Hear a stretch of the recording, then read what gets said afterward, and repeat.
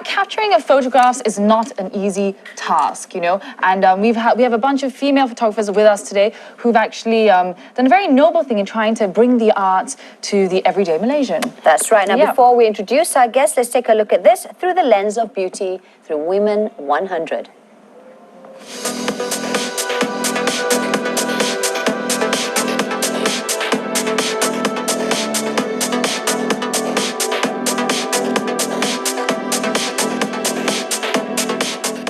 Of course, in conjunction with the 100th year celebration of the International Women's Day here in Malaysia, we kickstart the Women 100 campaign. And today we'll be speaking to 3 female Malaysian photographers who will speak more about their Through the Lenses of Beauty photo exhibition. Yep, and we have Visithra Manikam.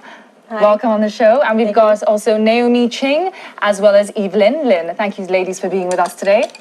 Thank you for having us today. So talk us through, what were you guys assigned to? What did you guys have to do, or what did girls have to do?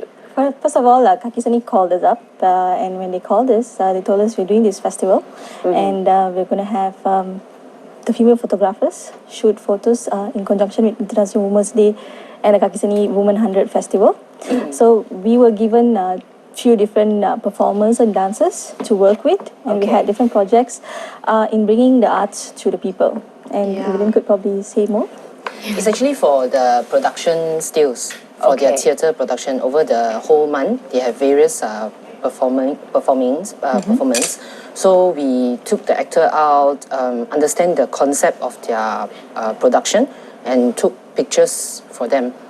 Yeah, and it is very interesting that we, the photographer and the actress or dancers, we are all at the public, some public places like wet market, shopping mall or cafe or restaurant. I can imagine, what were some of the responses you got? I mean, obviously there would have been a little bit of intrigue and interest, right? Yeah, people were very interested with the shoot itself because the dancers were all geared up and we had all our equipment around, and I did a shoot in Jalan Bukit Bintang. So there's a lot of crowd there and everyone was taking photos as well, and they were like, okay, what is this going to be for? So I said there's a festival coming up. Yeah. How much free hand was given to you ladies with regards to your photography? A lot. For me, it was a lot. A lot. Yeah, the directors I work with was just like, okay, this is the concept of the story, your call. You know, you plan out the story, how you want to shoot it. For me, it was very straightforward. Well, you know, this was all about highlighting women because it was commemorating, you know, 100th years of Women's Day, right? Yes, that's right. You know, we look generally in the world today and you see a lot of women, photography of women, and it's presented in a little bit more exploitive way and a very stereotypical way. How did you, when doing this project, were you trying to combat any of these social kind of concepts or anything like that? Was there a feminist approach? Let's just put it that way. when you took when you took shots of your subjects. I wouldn't say we had a feminist approach, but what we did was when we shoot, usually we make sure that we shoot based on who the person is, because most of us, the 3 of us, are portrait photographers. So we don't want to shoot something that the person isn't. So and we go through with the stories. So we find an angle according to the story. Like when we did Ang Tau Mui, it's about a toilet cleaner, and she aspires to be an actress, right? So how do you bring that and her journey? So that's kind of things that we do. Yeah, to me, I found it's very interesting that when I took the photo for the woman on top, that's the story actually beginning, ladies must wear skirt or sarong last time, but end up the story is going 5 photos, then the end up the story is about lady is ready to wear pants and they are already playing the silat, so it's like, the transformation differently.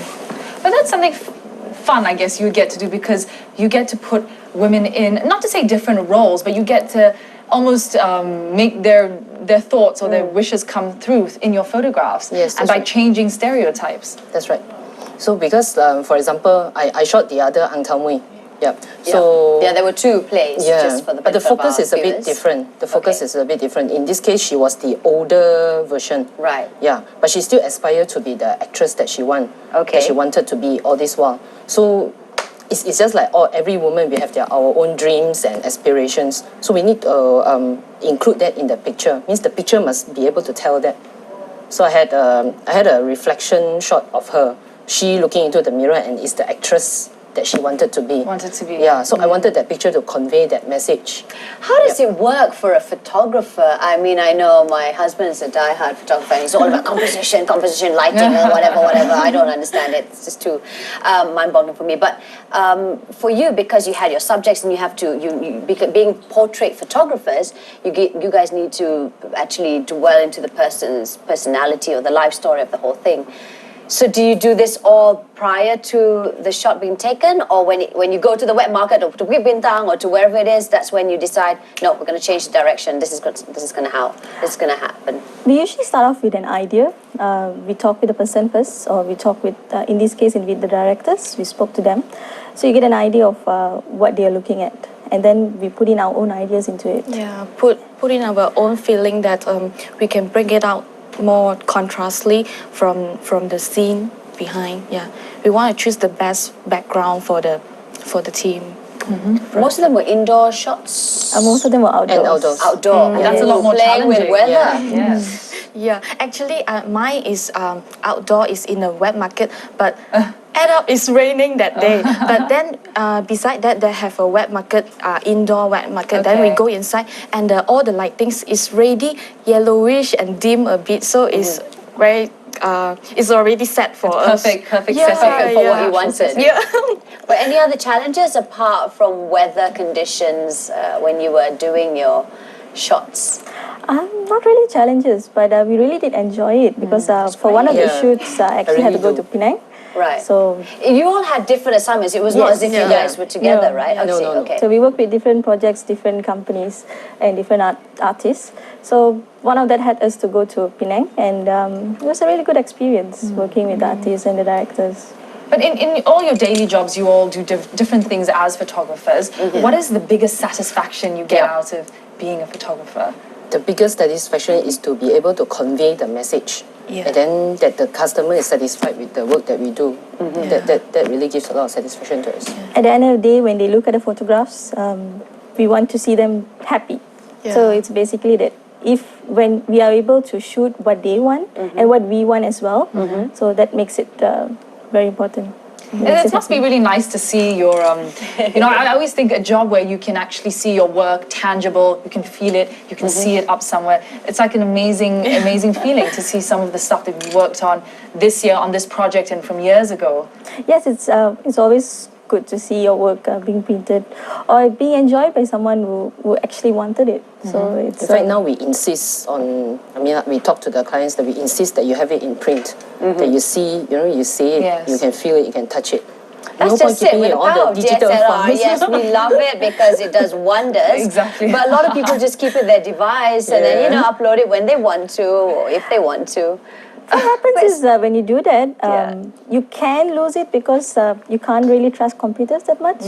So that's why you really need to print If you your don't back photos. up. You have to have backups. Yeah. Like for us, we have more than one backup. So, but most people wouldn't. More than one? My goodness. Yeah, of Yes. I know. I keep being told you have to back up and back up and back up. And I'm just like, but I haven't printed a photograph in over you should. 5 years. You should. I'm terrible. You should, and it's always different. It feels different when you see it Yes. on your hand. Because how often do you actually open your hard disk and look at the pictures? You don't. Never. Yeah, it's better that you hang it on the wall. You see it every day. Yeah. Well, speaking of showing it on the wall, talk us through about the exhibition. Just very quickly, tell our Yes. viewers how, when, why should they go to the exhibition? Okay, the exhibition is going to be starting on the 25th of April, and it's going to be in Pavilion. All the way till... It will be going on for about 8th 2 of weeks. May. 8th 8th of of May. May. Yeah. Okay. Great. Means it ending on Mother's Day. Special, yeah? Oh, good. Okay. And why should women go? Why should families go to take a look at these exhibitions? So that they understand the issues that women face, because basically the whole exhibition is about Women 100, the issues that they face, the challenges that they have, can be both good and bad actually, not necessarily all the sad things, it's also the happy things, so it's good to connect, to understand. And besides, some is based on true story for the play, and some is they have hard work on practice on dancing. So we capture it it will be very nice. Well, thank you for capturing the beauty through your women, lens. yes. And all the best for exhibition on the Thank you. 25th of April at the Pavilion. Thank you once again, ladies. But unfortunately, we have to wrap up this interview. We're going to go for another quick break here on Bella. But coming right up...